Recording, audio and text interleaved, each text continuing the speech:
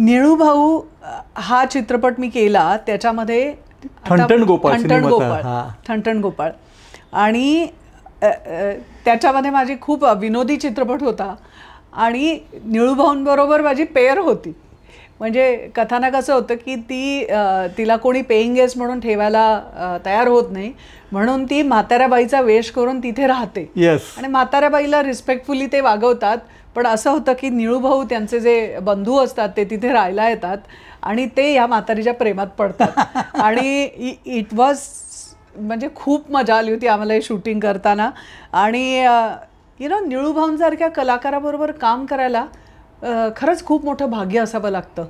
इतका versatile actor, ज्यांनी सगळी माध्यमं हाताळली आहेत. येस, बरोबर आहे. हां ना, म्हणजे थिएटर, त्याच्यातलं लोकनाट्य, दुसरी रेग्युलर नाटकं, सिनेमा, करेक्ट, आणि सगळ्या टाईपचा सिनेमा, सगळ्या टाईपचा. म्हणजे मीच तुला सांगते, मी निळू भाऊंबरोबर इतक्या चित्रपटात कामं केलेत, प्रत्येक चित्रपटात त्यांची भूमिका वेगळी होती. वा.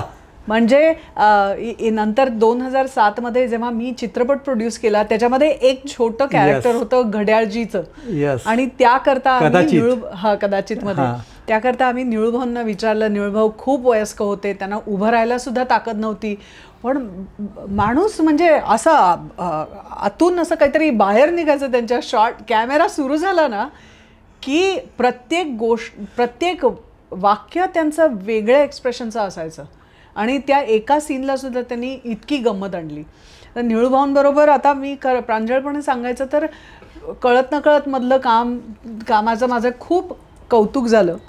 आणि त्या मनीषा सालकरला खरं म्हणजे I played a other woman, म्हणजे सिंपथी जनरली मिळत नाही लोकांची, पण तरी सुद्धा मला त्या रोलला सिंपथी मिळाली. याचं कारण निळू भाऊंनी त्यांची कॅरेक्टर इतकी चोख बजावली की जेणेकरून त्यांचं एक वाक्य होतं, बाय लय चाळावताय, हे ज्या पद्धतीने म्हटलं ना तर त्यांचं वाक्य ऐकताना अंगावर असा काटा यायचा की किती नीच माणूस आहे.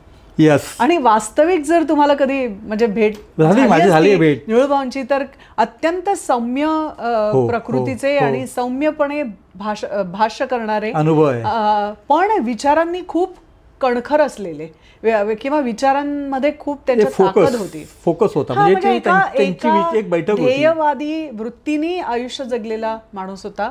आणि मी माझं खूप मोठं सौभाग्य समजते की निळू भाऊंमध्ये बरोबर मला अनेक चित्रपटात काम करण्याची संधी मिळाली. पण या शूटिंगला आम्ही गोव्याला आलो होतो, गोव्याच्या बीचवरचं हे शूटिंग आहे आणि आपण त्या जेट्टीवरनं काहीतरी स्कूटर घेऊन ते येतात किंवा असं काहीतरी सिक्वेन्स होता आणि हे गाणं होतं त्यातलं. येस. मराठी चित्रपटसृष्टीतील लेटेस्ट अपडेट्स आणि गॉसिपसाठी आमच्या चॅनेलला सबस्क्राईब करा आणि बेल आयकॉन दाबायला विसरू नका.